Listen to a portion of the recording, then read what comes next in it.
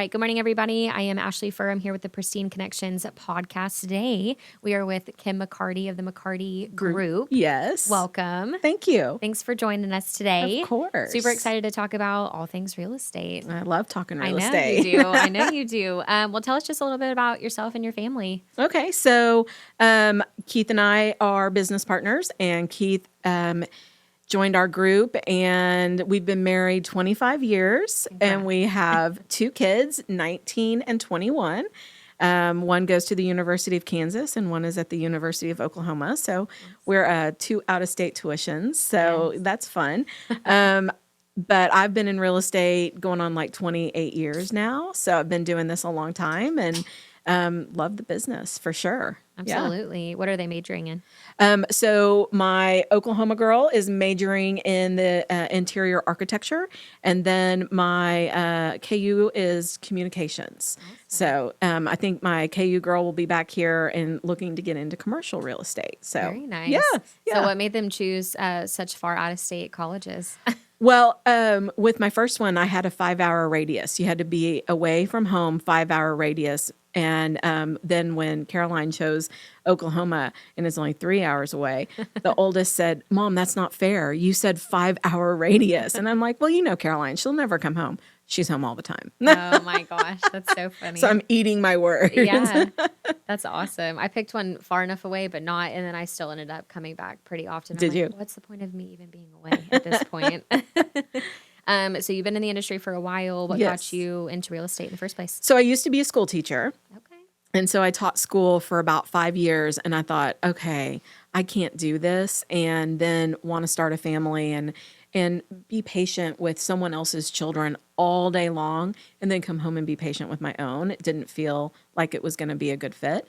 And so real estate has always been a family thing. My grandfather owned his own brokerage in Wichita, Kansas, and then my aunt now owns her own brokerage in Wichita, Kansas as well. So it's kind of always just been a family, real estate thing. So I got my license and started in Amarillo, where we're from, and started working there, and did that for a few years in Amarillo, and then we moved to Wichita. And I went and worked for a title company for a couple of years.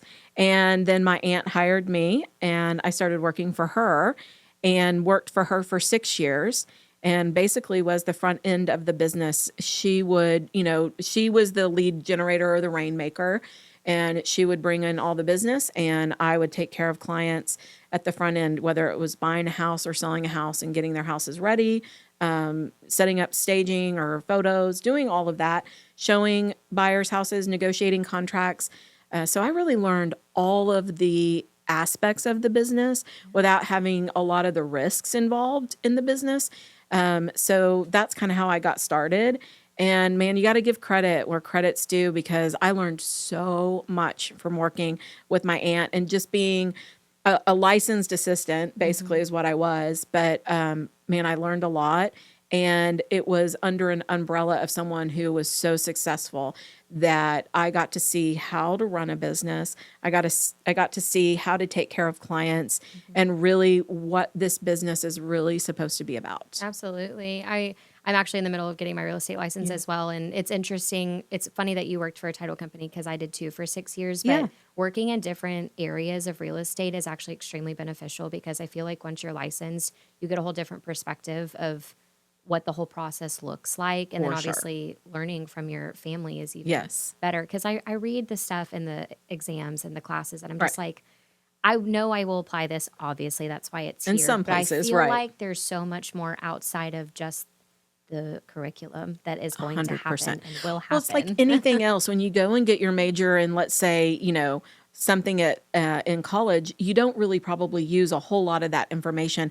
It's just world experience and job experience that really gives you the knowledge that you need to become better at your job. Absolutely. Yeah. Unfortunately, everybody, you all have been in for a while, so now you're probably mentoring the younger groups coming in, especially if your kids want to get involved. Things just change over time, which I know we'll dive into some of that a little bit later. But what motivates you to get up every day? Well, there's a lot of things, but first of all, I have to pay for 2 out-of-state tuition. So I guess big that's one. one big motivating factor. But I do, you kind of touched on it. I do enjoy really training and helping people. So I also coach. So I do coach real estate agents and help them kind of take their business from a certain level to the next level. So I don't train any more new agents. I used to train new agents. When I was first here back in 2006, when we first moved here, I was the trainer and the productivity coach for this office. So that's what I did for 5 years here. And then when I decided it was time for me to get back into sales, then I just did my sales for a few years. And then a couple years ago, I was like, you know what? It fills my bucket to help other people succeed. And how can I help someone succeed? And so I started coaching again, and I've been doing it now for about 3 years again. And it motivates me to actually be better at what I do, right? Because if I'm going to hold them accountable to whatever it is they want to do, well, I have to be better at my job too. And so it helps me be accountable. So that kind of motivates me. And I'm also that entrepreneur spirit. I like to create things and see things get started and help people succeed. So I think that's probably one of the things that keeps me motivated. That's fantastic. So obviously with real estate comes challenges. What are some of the biggest challenges that you face so far? There are a lot of challenges, right? I would say one of the biggest challenges is for people to understand what really goes into the work of this job. There's a lot that goes into what we do. And if we do our job well, we make it look really easy. And when you make something look easy, people don't know that the value that you gave them because you made it look too easy. Right. So I would say definitely making sure people understand our value and what we bring to the table and how we can help them either net the most money on their sale or if they're looking to make their first purchase or a purchase, then they're getting the best piece of real estate that their money can afford them for that day. Absolutely. Yeah. How do you feel about all the just home value increases? I mean, is that challenging for some of like your new home buyers that might, or like your girls, for example, they'll be graduating college sooner than later and probably purchasing their first home? So, I look at that and we do a podcast called First Home Hustle, and it's all about first-time home buyers and kind of how their challenges are. Yes, the first-time home buyer market, of course, is very challenging. The run-up of our value, really, if you stop and think about where the coasts were, right, and their run-ups, we didn't see that when they had their huge run-up. And everyone moving here, that 19% run up that we did see, yes, it was quick and it was swift, but I think it was probably because we may have been a little undervalued at the time for a city of our size. And so I think, yes, it was quick. And where it really hurt people is our paychecks didn't go up that way, right? We didn't see a 19% increase in your paycheck, but we did see it in the real estate. And then what happened when the interest rates, and I hate to say went high, they didn't go high. They went back to a normal place. Right. And so when the interest rates went back to a normal place, but the prices were still high, you have an affordability issue. And when you have an affordability issue, it will start to hurt the first-time home buyers or those with less money for down payments because they can't get their payment to where they need it to be able to afford it. So we're in an affordability issue at this point, and the only thing that takes care of affordability issues is price and interest rate. And so all we can do is have the prices start to come back to a normal position. If we can see a 5% appreciation year over year, that is healthy. And so I think we won't drop the 19% that we gained, but we will fall back to a more healthy balance. Yeah, I agree with that for sure. We had bought we built in 2019, right before everything kind of shot up for 2020. Or no, maybe it was 2021. Things were leveling out just a little bit, enough for us to be able to not have to fight over a new build house or them take it right away from us and sell it for more. But our property taxes, that's another big topic that I know y'all are dealing with, all the homestead exemptions. Do you want to talk about that for a little bit? Sure. So in September of 2023, they put into a new law in place that took effect January of 2024 that said that all of the counties in the state of Texas needed to update their homestead exemptions or their over 65 exemptions, whatever exemptions were on that property, to verify that they were still correct. And I did get somebody that responded to one of my Facebook posts about, I love that wants to say that the over 65 exemption doesn't exist anymore. Well, it's not that that person suddenly became un-65 or whatever. It's that person may have passed and their family members took over that property and they no longer qualify for the over 65. So what the counties are doing is rolling out new, I guess you will, verifications that just say, hey, we need to verify that this is still valid. What they're really looking for are the families that have taken over, like maybe grandma's house, right? And they don't qualify for that over 65 exemption.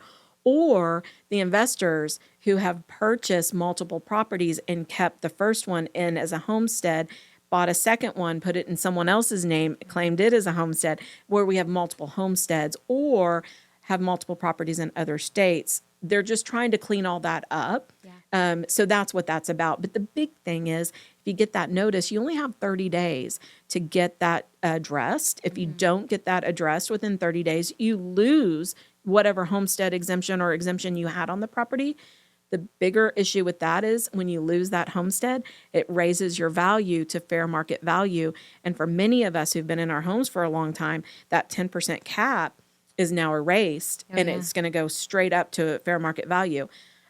So that could be very scary for a lot. Yeah, especially as land depreciates too. Like the land wasn't assessed right when you were building. I mean, I've seen so many people complain about it in the Facebook groups for our neighborhood, and I'm just like, I don't think y'all's group did you a good enough service to teach you about how that works, because it's been a shock to a lot of people. Are like, well, my property taxes doubled, and I'm like, well, yes, but they were supposed to anyway, and here's why. Yeah, I mean, and that's the thing with new construction. If you don't go ahead and educate the buyer on, hey, you're currently only being assessed on land. When you get the new assessment, that's going to go up. Yeah. And so I try to get everybody to just go ahead and plan on that value so that we can, squirrel the money away. So yeah, it can be bad. It's great. Well, and there's just so much growth, in North Texas, which is beautiful to see, but also just, it's a big education piece for a lot of people, because everyone's moving out of state and they haven't dealt with this. Very different than Texas. And they're just like, what? Yes. Do you have any crazy or heartfelt stories in your time in real estate that you want to share? There's so many crazy and heartfelt all in one. Yeah. Like today I had a closing with a client that I think this is our 4th transaction together. And I've seen her through so many stages of her life. And that is the beauty of what I do, is I get to see people buy their first home or, downsize, whatever they're doing. But for her, it was a divorce, and we sold the big house and she got a divorce. We put her in a rental until she kind of got her footing again. And then we bought another house, and now we sold that house. Now she's into an apartment because she has no kids anymore at home. So it's just the stages of life. I love to be a part of all of the transitions and stages of people's lives. So that to me is what I want. I want to be the realtor for life. I want, the parents to say, okay, now my kids are ready to buy a house or whatever. So that to me is what the heartwarming stories are, and to be able to, help people in those transitions. Funny stories. I mean, man, I've got so many, but one, it's always fun to walk into houses where you thought you set up an appointment, and when you walk in, there's people there, and then you realize the people that are there shouldn't really be together. Yeah. So those kinds of things. Yeah. You find those kinds of things. I had, I don't go on calls anymore where, people randomly call me in to meet at houses, but I did back in the day. That was done. And I did that, and this old man shows up, and I was super pregnant at the time. And I was like, okay, my gut's not feeling good. And he was really elderly. Well, then he started climbing the fence, and it was weird. So I called the police. Well, he had dementia, and I didn't know that, but he was carrying a holster that looked like he had a gun in it, but he didn't. It was just one of those things. And that was kind of that thing that you go, okay, I just don't think I'm going to do this anymore. Oh, poor guy. I know. That's so sad. He probably thought he had it and didn't. Yes. I don't know where he thought he was going. Yes. You just never know. Or the closing table stories too, where, people find out that they were married before and they had no idea. Those are always great too. Oh, yes. I worked for a probate attorney for a while, and obviously he can't share like names Yes. or anything like that, but he would give us stories almost every day just for a learning perspective because we were a title company under him. And I mean, just you think these things happen and then you realize that they are absolutely 100% true. And you're just like, wow, okay. It really does happen. People are kind of crazy. Yes. That's all right. What does your day-to-day routine look like? So I will tell you, Mondays are crazy for us, right? Mondays are crazy. Not only do I coach on Mondays, but after the weekend, that's really because we work on nights and weekends, really is that when we do our most work. So Mondays are crazy.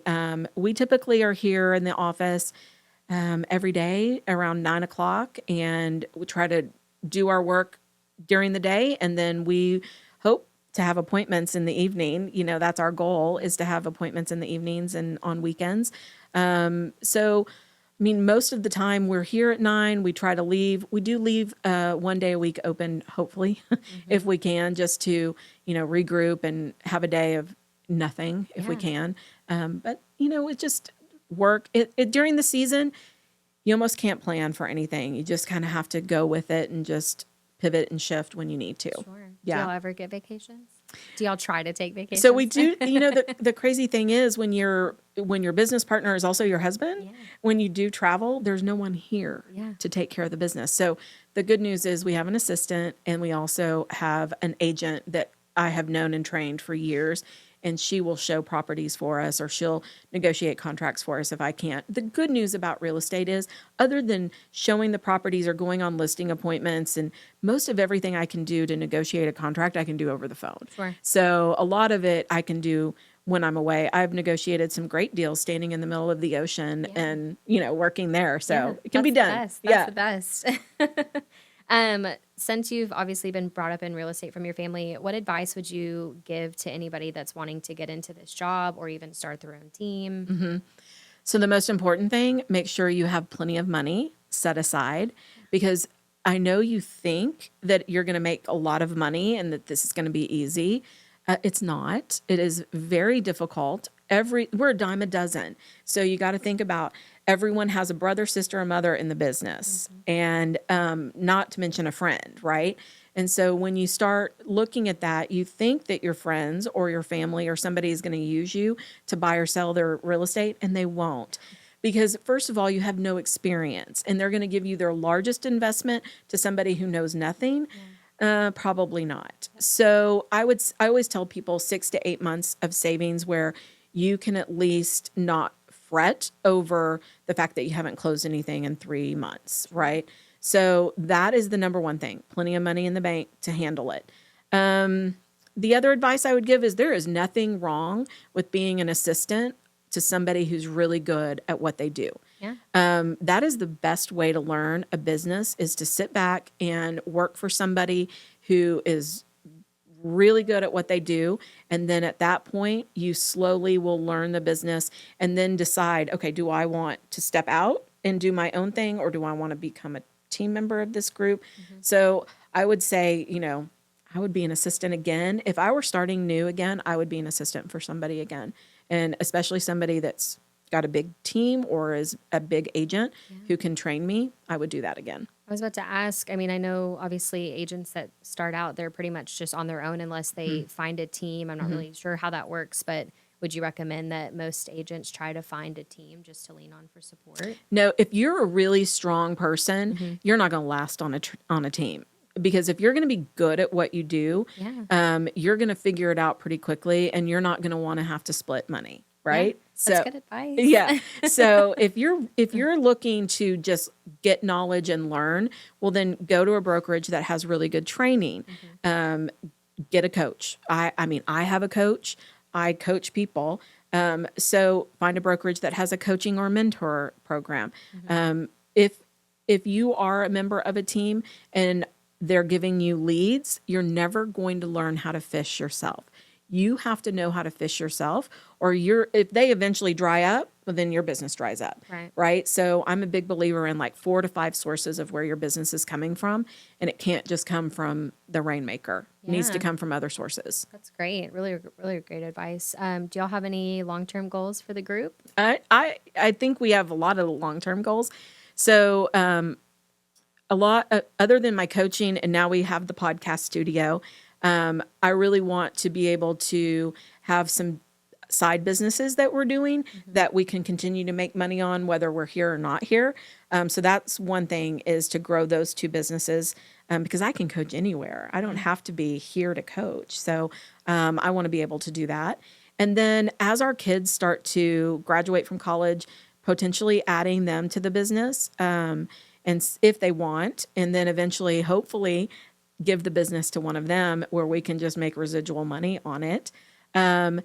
The other thing long term, though, is just to grow the group, either with them or other people. So we are looking to add a buyer's agent potentially, but somebody who's interested in working as hard as we work, but also fishing for their own leads. I'm not going to probably sign up for a third-party lead source.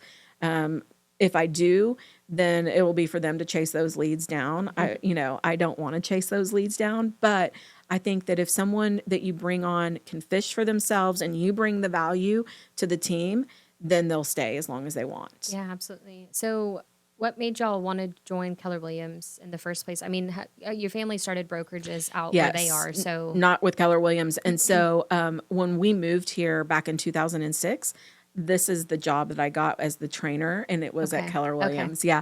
And so it just was easy to stay here and just stay. People ask me all the time, how come you still stay with Keller Williams? And it comes down really to the education that they provide and the services that they provide for the money that in the split that we give them. Yeah. It actually does make good sense. And I tell people, shop around when you're looking for your brokerages, but a really good brokerage will probably take $20,000 to $21,000 a year off of the top if you're doing a big business. And that's really not a lot if you think about running your own business. Right. It's not a lot. And they carry a good E&O policy on me. So that's the big perk. Yeah. Even better. Better. Do you network? I know you'll have y'all's podcast, but do y'all network on your own? I mean, outside of work, just for referrals? Yep. Okay. So I'm in a group that's been together probably 15 years now. Nice. So I'm with Allen Fairview Business Connectors. We're actually having a happy hour today. And it's open to the entire, any business person that wants to come and network, please come. But Keith does 3 different networking groups. So he does a chamber, he has a BNI, which is no longer BNI, they changed to something else, and then a Let's Grow group. So he has 3 groups. And what's interesting about that is when you're married, you have the same group of friends, as like couple friends or your kids' parents' friends and all that stuff. So we had to expand his reach. And so what he did is he started doing networking to expand his reach of people that we didn't know. And that has paid off in spades for him. He's gotten some really great referrals and great business that has closed. He also does like 3 poker groups too. Yeah. So that's big too for all the guys that he's met through either the shotgun team or whatever. He has poker groups that have paid us back as well with great referrals. That's awesome. That's really great. Last question, because this has been such a hot topic and obviously it's still fresh and a lot of conversations are still happening, but the NAR settlement, I guess just share your opinion on it. What do you think that really truly means for real estate? Because you just hear so many mixed opinions. Well, so what you're hearing is the media clickbait, right? And that's always going to be what people hear first. But what I want people to know is that commissions have always been negotiable. So this isn't new. Commission was always a negotiable item, and it just happened that the seller had an agreement and always has had an agreement with the listing broker, and then they agreed to split that from the listing broker to the buyer broker. It's in our listing paperwork that the seller agrees to pay a certain percentage, and of that certain percentage, a certain percentage is split with the buyer broker. So the agreement has never been between the seller and the buyer. It's always been between the seller and the listing broker. Yep. The listing broker then dictates where that money is split based on what is in the listing agreement. So the big change that is going to happen is that we can no longer advertise in the multiple listing service what that commission rate is. The idea was that by listing what that commission rate was, it created a frenzy of people wanting to only show their buyers the house where they were getting paid the most. Well, if you've been doing this long enough, you know that that isn't the way this works. If you want to see a house and they're only paying me 2%, well, then I'm going to come to you and let you know, hey, listen, this one's only paying 2%. Our buyer broker agreement says that you're going to pay me 3%. So you would owe an additional 1%. How would you like to proceed? Okay. Because I've been doing buyer brokerage agreements for years. They're not required in the state of Texas, but they are going to start being required in the state of Texas, or anywhere actually. They're going to be required. And that was part of the settlement. But in my agreement, it says 3%. And it has said that for years. And when I get there, I explain that to them. Right. Now, there are times where maybe it's offered at 2.5%. And we don't say anything and we move on, right? Because our goal is to get future business and to do a great job where you refer more business to us or you come back to us later. Right. So there are going to be times where we're willing to work for less than what maybe is offered, or not ask you for the difference. I think it's going to be interesting as we unroll all of this. It's supposed to go into effect in July. I don't think they'll have it ready by then. I don't think they'll have new contracts ready by then. I don't know. We'll have to wait and see how all of this rolls out. But I just warn buyers, do not go purchasing a home unrepresented, because I think that you are setting yourself up for so many issues. And the sellers out there, I wouldn't want a buyer unrepresented coming to me with an offer, because now I've opened myself up for huge lawsuits. Because if there's no one else to sue but me and the agent that I hired, well, where are they going? Sure. Right? And so I just wouldn't go down that slippery slope. I don't think it's going to be, I think we're going to have some adjustments, right? And we're going to have some change, and it's going to feel yucky for a while, and it's going to feel different. But there's always going to be those discount brokers. There's always going to be the people who will put it on MLS for $750. There's always going to be that buyer broker that will not open a door and give you the script on how to get another agent to open the door for you. And all they'll do is write a contract. They won't negotiate. They'll write your contract for you. There's always going to be those people. Sure. And there's always going to be a fit for those people.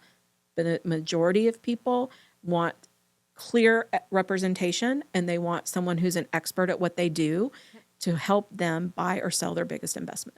Absolutely. That's something my sister's been in title for like 12 years. And from their perspective too, because it's not just about the agents. I mean, it's going to start trickling down to appraisers and the title companies, because title companies are third parties. And a lot of FSBOs, even when we did work, they would try to come ask us how to fill the contract out. And I'm like, legally, we're not allowed to help you. You're not an agent. And they would get upset. And I'm like, I mean, you're opening us up to lawsuits if I tell you to do this wrong. I'm not a licensed real estate agent. Right. I mean, I just think there's so many extra things, and I'm sure they've talked about it just to even come down to the settlement agreement anyway, but it's just very interesting. And I think it's happening a lot quicker. July, like you said. Yeah.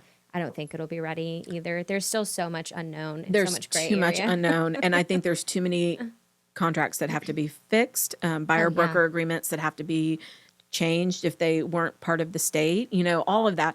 At the end of the day, who do you think really made money in this? Just the attorneys. And guess who's going to make money when buyers start suing people for not being represented? Absolutely. Just the attorneys. So give it about 7 years, and I think we'll see something happen again, right? I just don't think that it can sustain itself this way. Yeah, absolutely. Well, I appreciate that perspective. I think it's really good for everybody to just kind of have an understanding of what's coming, because, again, there's just a lot of clickbait and information out there right now. Well, even the president posted something about it, or said something about it, which was so false about what he said. So goodness. Yeah. Like, just let everybody else handle it. Let everything just settle. Let's let it all settle. Well, thank you so much for your time today. We'll make sure we get, obviously, this posted, your contact information, everything. Yeah. How are they able to find you? Are y'all on social media? Of course. Okay. They can give us a call at 214-662-9308, or they can find us online at the McCartyGroupRealtors.com. Awesome. And then y'all's podcast, too. I think that would be great to, obviously, this is a podcast, but just having that information shared so they can at least tune in to. We have two. We have First Home Hustle and then Inside Real Estate with Kim McCarty. Perfect. Love that. Yeah. Well, thank you so much for doing this with us today, and we will see you next week. Awesome.